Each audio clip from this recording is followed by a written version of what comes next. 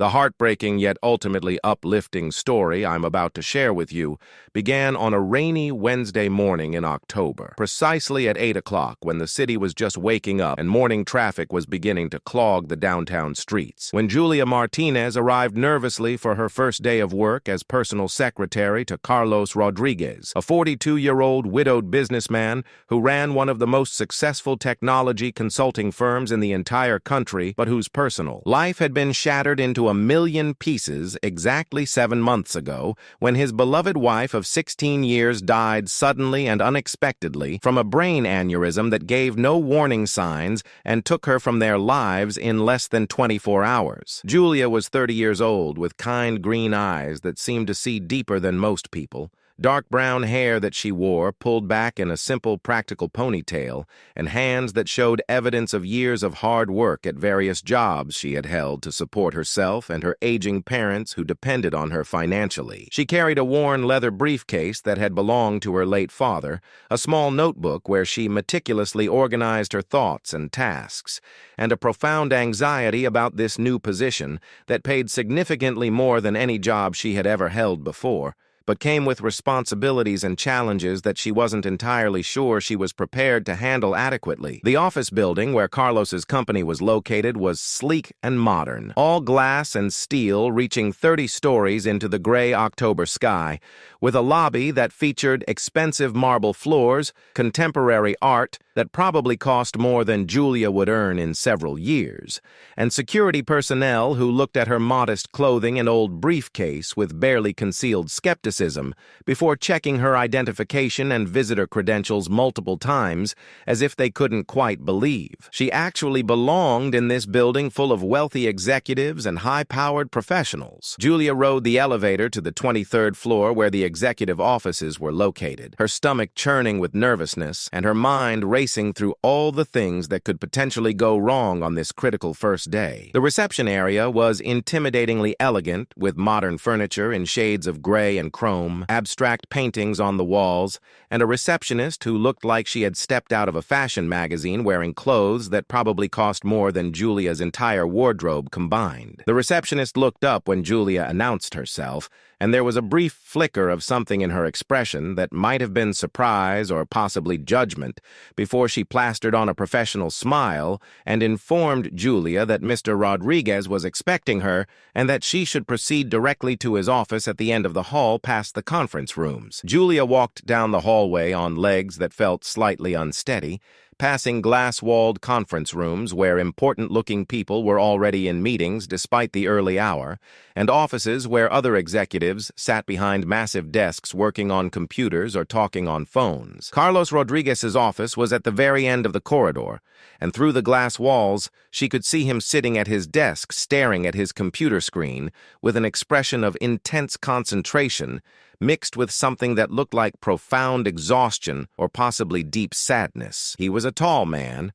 probably 6 feet or slightly more, with dark hair that was graying at the temples, broad shoulders that suggested he had once been athletic, though he now looked like someone who spent too many hours sitting at a desk, and eyes that were so dark brown they appeared almost black from a distance. He wore an expensive charcoal gray suit that fit perfectly, a crisp white shirt and a burgundy tie, and everything about his appearance was controlled and professional, except for those eyes which held a depth of pain that no amount of expensive clothing or corporate success could hide from someone who knew how to really look. When Julia knocked tentatively on the glass door, Carlos looked up and waved her in without smiling, gesturing to the chair across from his desk while he finished typing something on his computer. The office was large and expensively furnished, but oddly impersonal, like a hotel room rather than a space where someone actually worked and lived a significant portion of their life. There were no family photographs on the desk or shelves, no personal items or mementos, no plants or decorative touches that would indicate anything about who this man actually was beyond his professional role. Julia sat in the leather chair he had indicated and waited quietly while he finished whatever he was working on, using those moments to observe more carefully and try to get a sense of her new employer. She noticed the dark circles under his eyes that suggested he wasn't sleeping well, the tension in his shoulders and jaw that spoke of constant stress and strain, the way his fingers moved mechanically over the keyboard as if he were operating on autopilot, rather than with any real engagement or interest in what he was doing. When he finally turned his full attention to her, she was struck by how absolutely tired and defeated he looked, despite his professional appearance and the obvious trappings of success surrounding him. Carlos explained her duties and responsibilities in a flat, emotionless voice that sounded like he was reading from a script he had recited many times before. She would manage his calendar and schedule all his meetings and appointments,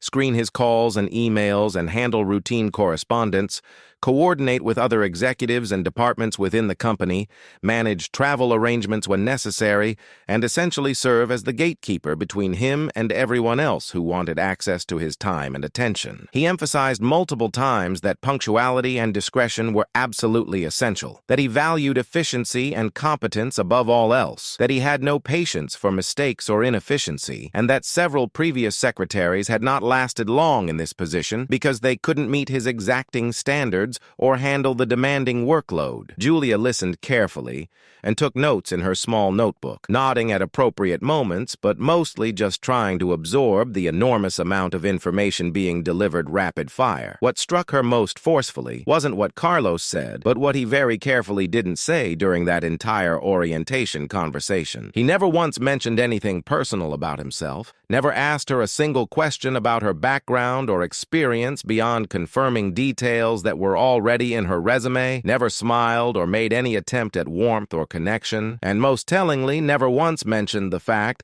that he had a 7-year-old son, despite the fact that Julia's employment contract specifically mentioned that occasional duties might include coordinating childcare and school-related matters. After Carlos finished explaining her responsibilities and showing her to her desk in the outer office adjacent to his, he retreated back behind his glass walls and closed the door firmly, though not quite slamming it, and Julia was left to begin figuring out the complex computer systems and filing systems and phone systems that she would need to master quickly if she wanted to survive in this position. The previous secretary had left only brief notes that were barely adequate, and Julia spent most of that first morning feeling completely overwhelmed and out of her depth, trying to understand workflows and procedures and organizational systems that seemed unnecessarily complicated. Other employees who passed by her desk offered polite but distant greetings, clearly assessing and judging this new person who had somehow been hired despite not fitting the typical profile of someone who worked in this elite corporate environment. Julia could feel their skepticism and doubt, could hear the whispered conversations that stopped abruptly when she walked by, could sense that she was being talked about and evaluated and probably found wanting by people who had decided based purely on her appearance and clothes and background that she didn't belong here and wouldn't last long. The revelation that changed everything came during her lunch break on that very first day when Julia went down to the building cafeteria to get some food since she hadn't brought anything from home, not knowing what the norms and expectations were in this new workplace. She was sitting alone at a small table, eating a simple sandwich, and reviewing notes she had made that morning when she overheard a conversation at the next table between two women who worked in the accounting department. They were talking in voices that weren't quite whispers about how sad it was that Carlos Rodriguez seemed to be falling apart completely after his wife's death, how he had become cold and distant and impossible to work with, how he was clearly neglecting his poor son, who was reportedly having serious problems at school and at home, but Carlos was too wrapped up in his work to deal with it properly or get the child the help he obviously needed desperately. One of the women said she had heard from someone who knew the family's housekeeper that the little boy named Gabriel hadn't spoken a single word in over 3 months, not since shortly after his mother's funeral, and that Carlos had taken him to multiple doctors and specialists who all said there was nothing physically wrong with his vocal cords or speech mechanisms, but that the trauma of losing his mother so suddenly had caused him to retreat into complete silence as a way of coping with grief that was too overwhelming for a young child to process normally. Julia felt her heart clench painfully in her chest as she listened to this tragic information about a child she had never met, but who was already becoming real to her through these second-hand descriptions of his suffering and isolation. She knew something about grief and trauma herself, having lost her own father to cancer when she was 14 years old and watching her mother sink into a depression so severe that Julia had essentially become the parent in their household, taking care of everything practical while her mother struggled just to get out of bed each morning. She remembered vividly that feeling of the world becoming unsafe and unpredictable, of wanting to retreat into silence because words seemed inadequate and pointless in the face of such enormous loss, of feeling like nobody around her really understood what she was experiencing or could help make the pain go away. The thought of a 7-year-old child going through that kind of trauma and having a father who was too lost in his own grief and work obsession to provide the comfort and stability and help the boy desperately needed made Julia's protective instincts surge powerfully. She made a decision in that moment, sitting alone in that corporate cafeteria, listening to gossip about people she barely knew, that she was going to find a way to help this child even though it was absolutely none of her business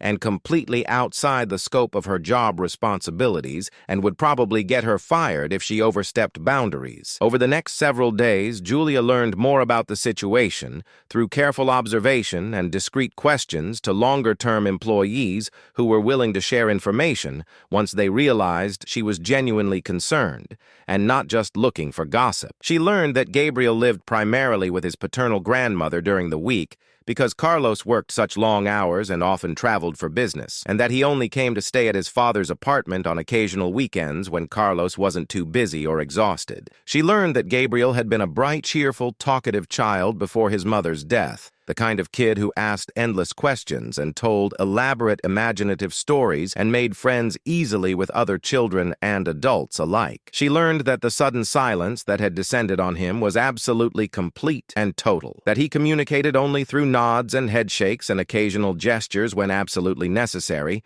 that he had become withdrawn at school and stopped participating in activities he used to love like soccer and art class. Most heartbreaking of all, she learned that Carlos seemed to have no idea how to reach his son or help him through this trauma, that he had essentially checked out emotionally and was just going through the motions of providing materially for Gabriel while being completely absent emotionally and psychologically. Julia's opportunity to potentially make a difference came unexpectedly 2 weeks into her employment when Carlos's mother called the office on a Friday afternoon in a state of clear distress to say that she had suddenly fallen ill with what appeared to be severe flu and could absolutely not care for Gabriel that afternoon as planned because she was contagious and the boy's immune system was already compromised from not eating properly due to his depression. Carlos was in a critical meeting with potential investors that absolutely could not be interrupted or postponed, and Julia could hear the panic in his mother's voice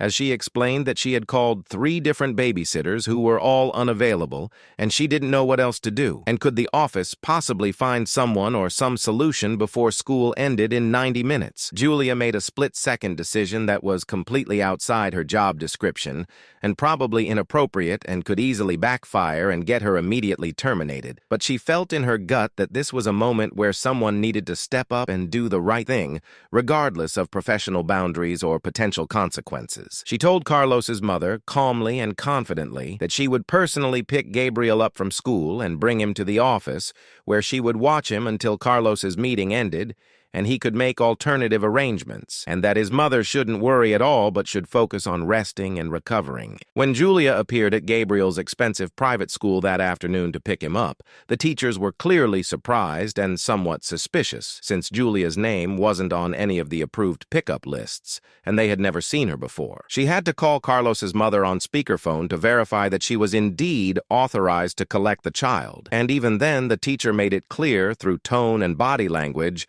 that this was highly irregular, and they would be documenting this exception and reporting it to administration. Gabriel himself appeared from his classroom looking small and lost and profoundly sad, wearing a school uniform that was too large on his thin frame, carrying a backpack covered with cartoon characters that seemed to mock his current state of depression and withdrawal. When the teacher introduced Julia as the person who would be taking him today instead of his grandmother, Gabriel looked up at her with huge brown eyes that were exactly exact replicas of his father's eyes, and Julia felt her heart break into 1,000 pieces at the expression of resigned wariness and deep sadness she saw there. This child had learned at far too young an age that adults couldn't be trusted to stay and take care of him, that people he loved could disappear suddenly and without warning, and he had clearly decided that the safest response was to retreat completely and not connect with anyone new who might also leave him. Julia crouched down so she was at Gabriel's eye level rather than towering over him,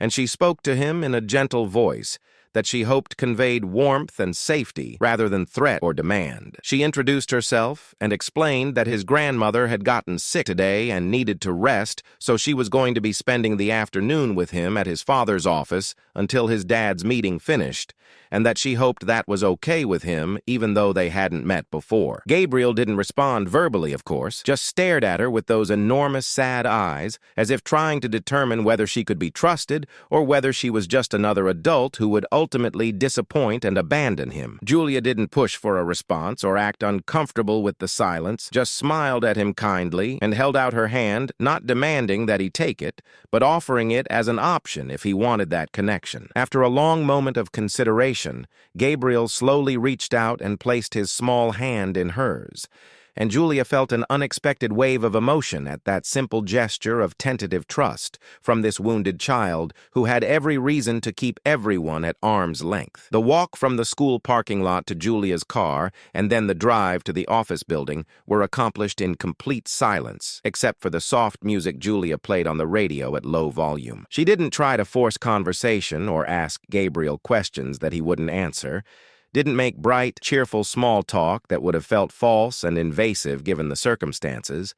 just drove carefully through traffic while occasionally glancing over at the small boy sitting in the passenger seat staring out the window at the city passing by. When they arrived at the office building and rode the elevator up to the 23rd floor, Julia could feel Gabriel's anxiety increasing as they got closer to his father's workplace, where he clearly didn't feel comfortable or welcome. She gently guided him to her desk area, rather than trying to take him into Carlos's office, pulled out the comfortable chair she used for visitors, and asked him if he liked to draw or read while they waited for his dad's meeting to finish. Gabriel's eyes brightened slightly for the first time at the mention of drawing, and Julia pulled out some blank printer paper and a box of colored pens that she kept in her desk drawer and set them in front of him with an encouraging smile. What happened next was something Julia would remember for the rest of her life as one of those perfect moments of human connection that can't be planned or forced, but simply emerge organically when someone creates space for authenticity and genuine care. Gabriel picked up a blue pen and began drawing with intense concentration,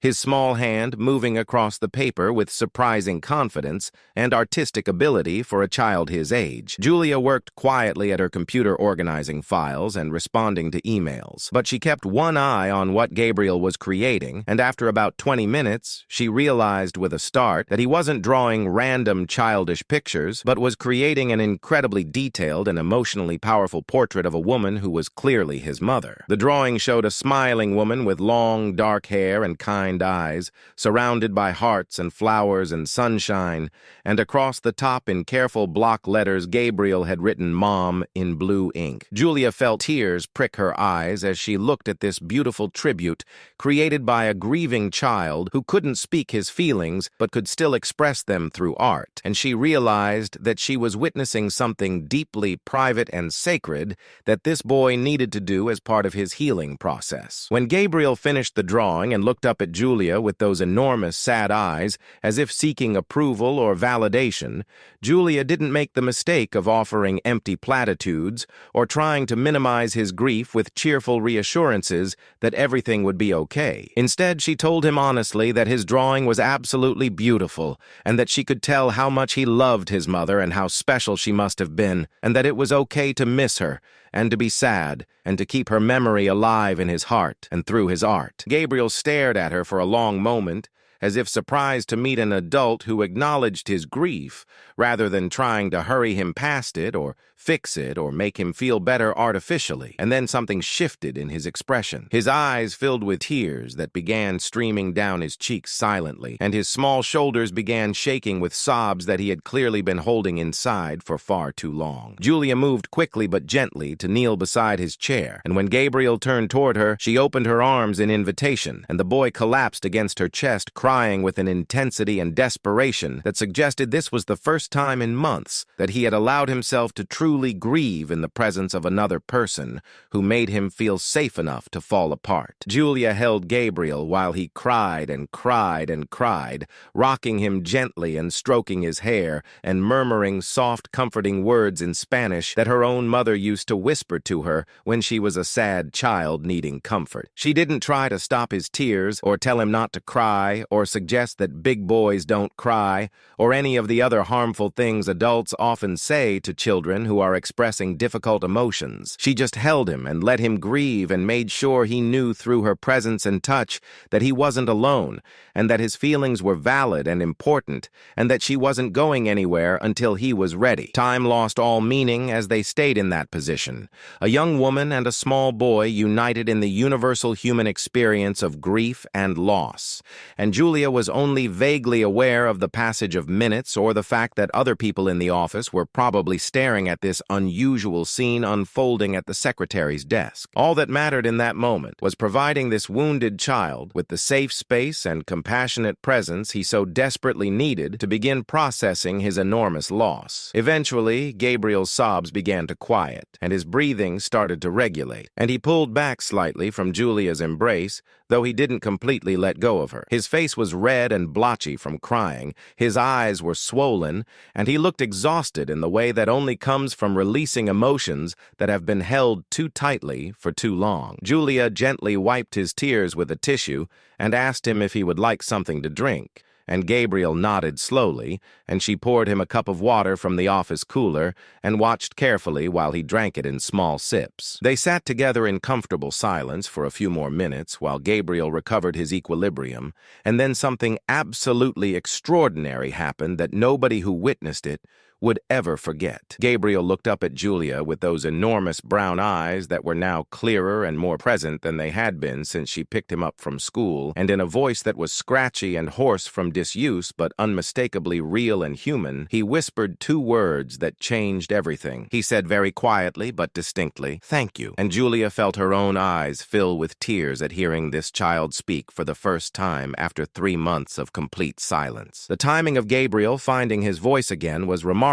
because Carlos's meeting ended literally 2 minutes later, and he emerged from the conference room looking even more exhausted and stressed than usual, clearly eager to conclude whatever business needed handling, so he could either go back to work on other projects or escape to his empty apartment and avoid dealing with any emotional complexity. When he saw Gabriel sitting at Julia's desk with obvious evidence of recent tears on his face, and Julia kneeling beside him with her hand protectively on his shoulder, Carlos stopped dead in his tracks with an expression of confusion and concern, and something that might have been guilt about forgetting that his son was supposed to be there. He walked over quickly, asking what had happened and whether Gabriel was all right, his tone suggesting he expected to hear about some emergency or crisis that would require him to drop everything and deal with complications he didn't have time or energy to handle. Julia stood up to face Carlos and said calmly and clearly that Gabriel was perfectly fine, and that he had just needed to cry and release some emotions, which was completely healthy and normal, and then she added something that made Carlos's expression shift from confusion to shock. She said that Gabriel had done some beautiful drawings, and that he had even spoken a few words just a moment ago, which was apparently the first time he had used his voice in months, according to what she had learned from other office staff. Carlos looked down at his son with an expression of desperate hope, mixed with fear of disappointment if this turned out not to be true, and he asked Gabriel directly in a voice that trembled slightly whether he had really spoken. Gabriel looked up at his father for a long moment, and Julia could see the child weighing his options and deciding whether it was safe to be vulnerable with this man who had been emotionally absent for so long. Then, in that same scratchy, quiet voice he had used with Julia, Gabriel said one more word that carried the weight of months of silence and grief and longing. He said simply, "Dad," and Carlos's face crumpled completely as he dropped to his knees in front of his son's chair and pulled the boy into a fierce embrace while tears streamed down his face unchecked. Julia tactfully stepped back to give them privacy for this moment of reconnection and breakthrough, but she couldn't help the tears that filled her own eyes as she watched a father and son begin to find their way back to each other through the fog of grief that had been keeping them isolated and alone despite living in the same family. What followed over the next several weeks and months was a slow but steady transformation, not just in Gabriel, but in Carlos as well, as he began to understand through Julia's patient example and occasional gentle suggestions what his son actually needed from him during this difficult time of processing his mother's death and learning to live without her physical presence. Carlos started leaving work early at least 3 days a week to pick Gabriel up from school himself and spend real time with him, rather than just handing him off to his grandmother or a babysitter. He began taking Gabriel to see a child therapist who specialized in grief and trauma, and he started attending his own therapy sessions as well to deal with his unprocessed emotions about his wife's death and his guilt about failing to be present for his son when Gabriel needed him most. Most importantly, Carlos began actually listening to Gabriel rather than just hearing surface-level information, paying attention to what the boy communicated through his drawings and his slowly increasing use of words and his body language and his preferences for how he spent his time and who he wanted to spend it with. Julia's role evolved naturally from just being Carlos's secretary to becoming a trusted friend and advisor to both father and son, though she was always careful to maintain appropriate boundaries and never tried to replace Gabriel's mother or insert herself inappropriately into their family dynamic. She simply offered consistent kindness and authentic care and practical wisdom when it was needed, and she created space for both Carlos and Gabriel to be vulnerable and real rather than always performing strength or competence. Gabriel started asking specifically for Julia to be the one to pick him up from school on days when his grandmother wasn't available, and Carlos stopped trying to keep his professional life completely separate from his personal life and started sharing details about challenges he was facing with Gabriel and asking for Julia's perspective based on her own experiences with childhood grief. The office staff, who had initially been skeptical about Julia and judged her based on her modest clothes and background, began to see the positive impact she was having and started treating her with more respect and appreciation. A pivotal moment came about 4 months after that first breakthrough, when Gabriel finally worked up the courage to show Carlos the many drawings he had made of his mother during those silent months when he couldn't express his grief in words. Carlos and Julia sat together on the floor of Gabriel's room, surrounded by dozens of beautiful detailed drawings, some showing happy memories from before his mother's death, some processing the confusion and pain of losing her, some exploring his feelings about heaven and afterlife, and whether his mom could still see him from wherever she was now. Carlos cried openly as he looked at these windows into his son's heart and mind, and he told Gabriel with complete sincerity that these drawings were treasures that showed how much he loved his mom and how talented and brave he was to express these feelings even when speaking was too difficult. He admitted to Gabriel that he had been wrong to bury himself in work and avoid dealing with the grief because he was scared of the pain, and he apologized for not being more available and present when Gabriel needed him most. He promised that he was going to do better and be a real dad who showed up and paid attention and created space for feelings rather than trying to outrun them or pretend they didn't exist. Gabriel listened to his father's words with solemn attention, and then he asked a question in his still quiet voice that had gained strength over the past months of therapy and support. He asked whether it was okay to still love and miss his mom, while also eventually being happy again sometimes, because he felt guilty whenever he laughed or had fun, because it seemed wrong to enjoy life when his mom was gone and couldn't enjoy anything anymore. Carlos looked to Julia for guidance on how to answer this crucial question, and Julia nodded encouragingly at him to respond from his heart. Carlos told Gabriel with quiet conviction that his mom had loved him more than anything in the world, and that her greatest wish would be for him to live a full, happy life filled with laughter and friends and new experiences and joy, and that keeping her memory alive in his heart while also embracing life fully, wasn't betraying her, but rather honoring her by becoming the person she hoped he would be. He said that they could love and miss her forever, while also allowing themselves to heal and grow, and even eventually welcome new people and new happiness into their lives, and that those things weren't contradictory but were actually what healthy grief looked like over time. 1 year after Julia first walked into Carlos's office as his new secretary, she was still working for him, but their relationship had evolved into something much deeper than just employer and employee. They had become genuine friends who trusted each other completely and supported each other through challenges, both professional and personal. Gabriel had returned to being a more talkative, cheerful child, though he still had hard days when he missed his mother intensely and needed extra support and understanding. Carlos had transformed from a cold workaholic who used business as an escape from feelings into a more balanced person who still worked hard and achieved professional success, but also prioritized his relationships and emotional health and time with his son above everything else. The office environment had shifted as well, becoming warmer and more humane as Carlos brought his authentic self to work rather than hiding behind a corporate mask, and other employees followed his example of being more vulnerable and real with each other. The biggest surprise came when Carlos took Julia to dinner at an expensive restaurant, ostensibly to discuss some business matters, but really because he wanted to have a serious conversation about where their relationship was going and whether there might be potential for something more than friendship to develop between them. He told Julia honestly that he had developed deep feelings for her that went beyond gratitude and respect, that she had shown him through her actions what real love and care looked like, and that Gabriel had explicitly told him that he loved Julia and wished she could be part of their family permanently. Carlos emphasized that he wasn't trying to pressure her or make her uncomfortable, that he valued her friendship above everything and would never want to risk losing that by pursuing something romantic if she didn't feel the same way, but that he needed to be honest about his feelings, because he had learned through his wife's sudden death that life is unpredictable, and you should never assume you'll have another chance to tell someone what they mean to you. Julia was genuinely surprised by this confession, even though co-workers had been joking for months about the obvious chemistry and connection between her and Carlos. She had deliberately not allowed herself to think about him in romantic terms because he was her employer, and because he was still grieving his wife, and because the class differences between them seemed too vast to bridge,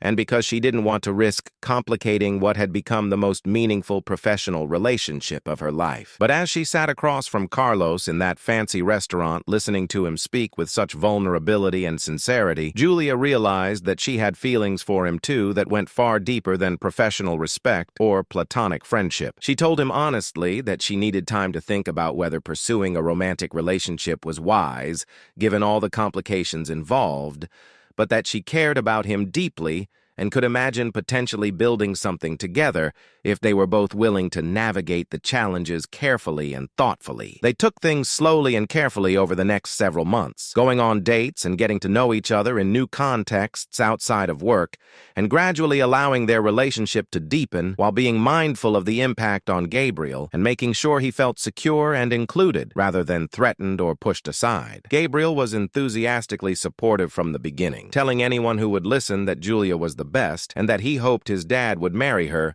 so she could officially be his stepmom. Eventually, Carlos proposed to Julia in a simple, heartfelt way that honored both his late wife's memory and his hopes for the future, and Julia said yes with full awareness that she was taking on not just a husband, but a ready-made family with a wonderful but sometimes challenging child, who would always carry the loss of his biological mother as part of his story. Their wedding was a small, intimate ceremony attended by close family and friends, including Gabriel, who served proudly as ring-bearer and read a short poem he had written about families being made not just by blood, but by love and choice. Julia's parents were there beaming with pride at their daughter who had overcome so much adversity and built such a beautiful life, and Carlos's mother was there crying happy tears and thanking Julia for bringing her son and grandson back to emotional life after grief had nearly destroyed them both. In his wedding vows, Carlos thanked Julia for teaching him that strength isn't about never breaking, but about having the courage to be vulnerable and ask for help and allow yourself to be changed by love. In her vows, Julia promised to honor the memory of Carlos's first wife and to always remember that she wasn't replacing Gabriel's mother, but rather adding another layer of love and support to his life as a bonus mom who would be there consistently and reliably through whatever challenges and joys the future might bring. Today, 3 years after Julia first picked Gabriel up from school and held him while he cried and witnessed him speaking for the first time in months, they are a happy blended family that has found peace and joy while still honoring the grief and loss that is part of their shared history. Gabriel is now 10 years old and thriving in school, excelling particularly in art classes where he continues to express his feelings and experiences through drawings and paintings. He talks freely about his biological mother and keeps her memory alive through annual traditions like visiting her grave on her birthday and cooking her favorite recipes on special occasions, but he also calls Julia Mom without any sense of betrayal or confusion, because he understands that love multiplies rather than divides, and that he's lucky to have had 2 mothers who loved him completely, even though one of them could only be present for his early years. Carlos has maintained the positive changes he made in his work-life balance and emotional availability, becoming the kind of father and husband who shows up consistently and values relationships above professional achievements or status symbols. The deeper truth of this story isn't really about romance or overcoming grief, though those elements are certainly present and important. The real lesson is about how human connection and authentic, compassionate presence can literally save lives and change trajectories in ways that seem almost miraculous, but are actually just the natural result of someone choosing to care deeply and show up consistently with genuine love that expects nothing in return. Julia didn't have any special training or expertise in childhood psychology or grief counseling. She just had a good heart and the willingness to see a child in pain and do something about it rather than looking away or assuming it was someone else's problem or responsibility. She showed Gabriel and Carlos what it means to be truly present with someone in their pain rather than trying to fix it or rush them through it or minimize it or judge them for not getting over it fast enough according to some arbitrary timeline. This story reminds us that we all have the power to make profound differences in other people's lives through small acts of genuine kindness and care. That sometimes the most important thing we can do is simply bear witness to someone else's pain and let them know they aren't alone in it. That healing from trauma and loss doesn't mean forgetting or moving on, but rather learning to carry the grief alongside joy and allowing both to exist simultaneously without contradiction. It teaches us that families come in many forms, and that the bonds we choose to create through love and commitment are just as real and valid as biological connections, that children are remarkably resilient when given the right support and permission to feel their feelings fully, rather than suppressing them to protect adults from discomfort, and that it's never too late to change direction and become the person you needed when you were younger, or the parent or partner or friend that someone else needs you to be right now in this present moment. If this story touched your heart and made you think about the power of compassion and authentic human connection, please leave a like on this video so I know this kind of meaningful content resonates with you, and I should create more stories that explore the transformative potential of choosing kindness, even when it's inconvenient or outside your defined role or responsibilities. Subscribe to this channel so you don't miss future stories about people overcoming adversity through the support of others who chose to care, about unexpected connections that change lives, about healing and growth and second chances at happiness after devastating loss. And please share in the comments your own experiences with grief, or with people who showed up for you in difficult times, or with choosing to be present for someone else even when it was hard, because your stories inspire and encourage others who might be going through similar struggles and wondering if things can ever get better.